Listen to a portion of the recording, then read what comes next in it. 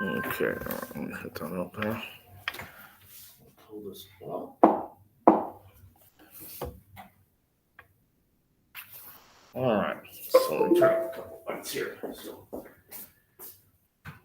All right, so I'm gonna knock this out pretty quick here. Moving on to section three. Section three has two parts, so we'll cover the next part on Monday. I'll send that out. We'll finish up this chapter here. Or no, tomorrow I'll send this out. We'll finish that tomorrow.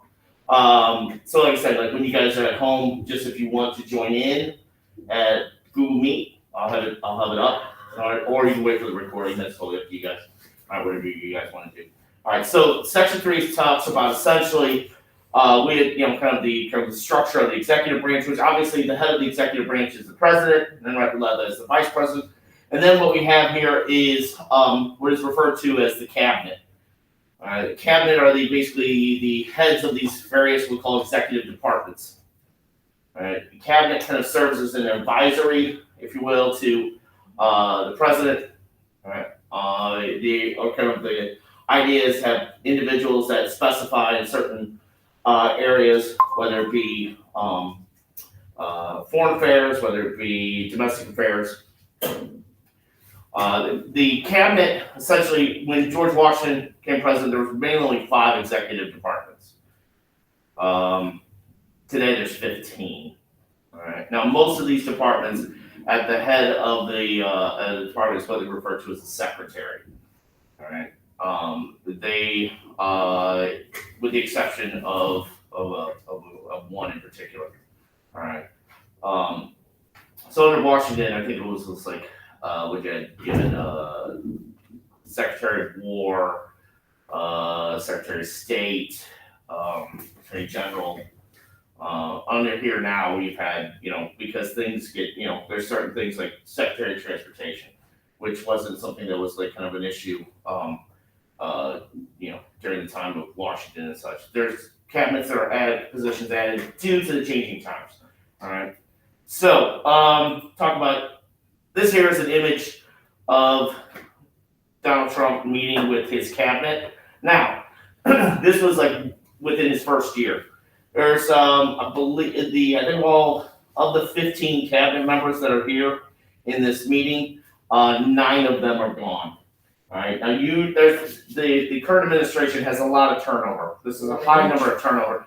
It's not uncommon for turnovers to occur, like if you have a 2-term president, but for a 1-term president, for having so many turnovers and what we call acting secretaries, is something that's kind of unprecedented here. All right. So some of them that are mentioned here, like one of the older ones, Secretary of State, we say Department of State. They're the ones dealing with foreign affairs. All right. Within that, you deal also, and the current Secretary of State is a guy named Mike Pompeo. He was not in that picture. Right. Rex Tillerson was the first Secretary of State for Donald Trump. He was replaced a couple of years ago. All right. Now, within this here, also too, the kind of like the Secretary of State kind of represents the United States' interest when it goes overseas. We also have like kind of permanent kind of diplomats in places, ambassadors. All right, they're the highest-ranking representatives in various countries here, and the residency is the embassy. All right, and a lot of times the embassy serves as if Americans are abroad, they could go there. The embassy is almost essentially like the American embassy is essentially American territory. All right. So there's various ambassadors, and a lot of times these ambassadors, depending on certain countries, the ambassadors are a little bit more. They'll have like if you send an ambassador to like England and stuff like that, a lot of times because our decent relationship, that tends to be like a almost like kind of like a favor that's done to like political. A lot of ambassadorships are given to people who have given like some type of campaign like financing and stuff like that. But like the UN, we have an ambassador to the UN. That's probably the biggest ambassador, like probably the most important, because it's dealing with all of the kind of like the kind of foreign countries there. And then you have, after embassies, you have consuls. The consulate there, these are usually not necessarily in capital cities, right? Embassies are usually in the capitals. All right.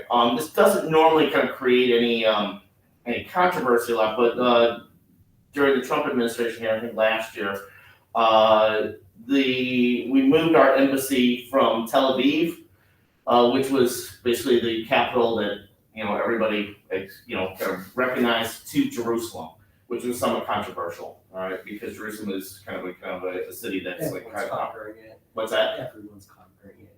Well, it's a hot, probably the most hotly contested piece of real estate in world history. All right, and then also within the State Department, the issuing of passports and visas. Passports allow you to travel abroad. Visas also allow foreigners to come to the U.S. Some countries require you to get a visa. There's some, depending on their relationship with the United States. All right, usually those countries. North Korea. What's that? Yeah, like North Korea. Usually one of the countries that we don't necessarily have like a kind of what we call diplomatic ties to. And then the Secretary of Defense. They're what we associate with what's called Pentagon, right? Secretary of Defense. See, I can't remember what the current Secretary of Defense is. Oh, Christopher Miller right now is the acting Secretary of Defense. Because I think Trump fired the last guy, I think just like a few months ago. Also within that, you have the Joint Chiefs of Staff, which is the highest ranking officers that advise the president. All right, the guy in that picture there was General Mattis, who was the initial Secretary of Defense. He was a 5-star general. All right. However, he didn't necessarily agree with some of the things when it came to like issues in like Afghanistan and that. So the Joint Chiefs of Staff, they're kind of like the main advisory council and basically on the president on military affairs. Like I said, this is usually what we call the headquarters in the Pentagon.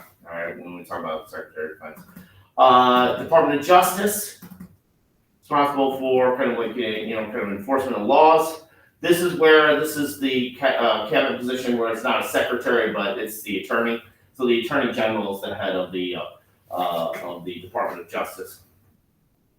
And within the Department of Justice, you have other organizations. The big one being the FBI.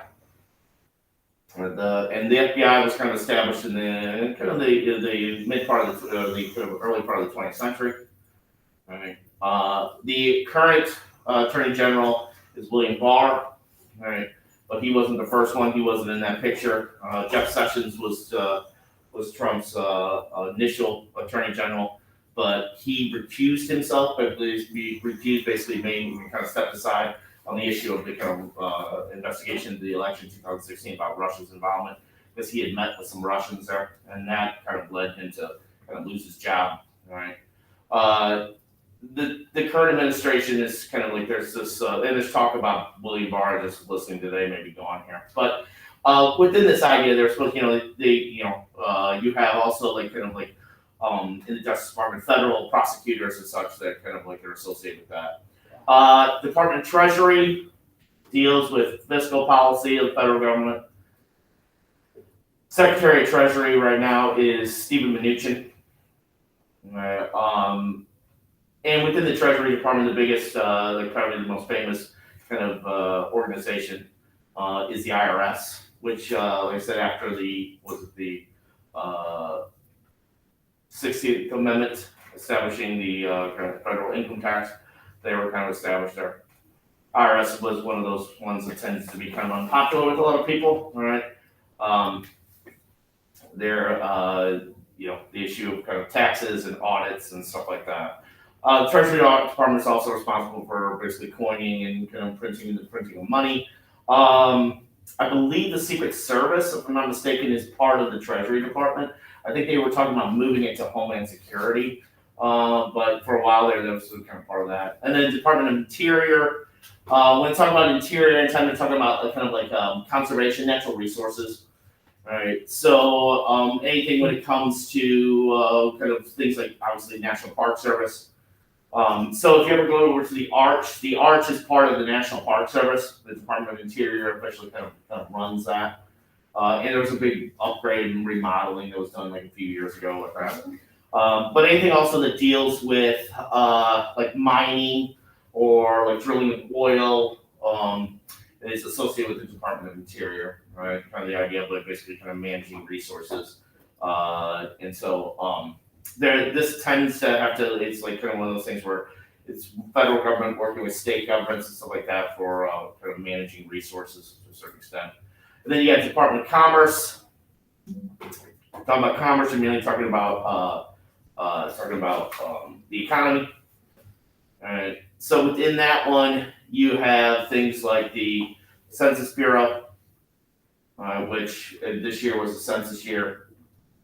So people were there. The Department of Commerce was responsible for sending out all that census material. Patent and trademarks. We talked about like Congress has the right to basically kind of establish patents and that, but the Department of Commerce essentially kind of officially kind of let's say sealed approval on that. National Oceanic Atmospheric Administration, Weather Service. All right, they're all part of the Commerce Department. Seems like a little odd kind of thing to kind of put those two in there. But the idea with this is if from any type of like disasters and something like that can have a effect on essentially what is the economy. All right, Department of Labor. This deals with basically talking about labor, like kind of like things like kind of blue collar stuff. Wage earners, people who work in jobs that you have some of this probably like if you ever worked at like like a warehouse or something, they have some OSHA, which basically makes sure that you have some safety precautions there. That wasn't established until later.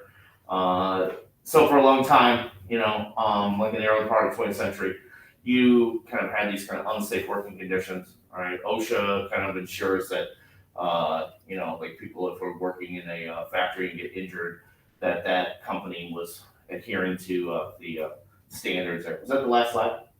The one before was. One before was. Oh, the one before was. Oh, okay, I could have sent out the second notes there. Mm-hmm. Yeah. How much more do we got? No, I think I might do that. You guys mind if I send out the second thing in notes here? No. I didn't think it'd take me this quick. Really? I'll just wait till tomorrow. Don't worry about it. Kind of messed that up. That's part 2 one. Alright. I'll probably do that.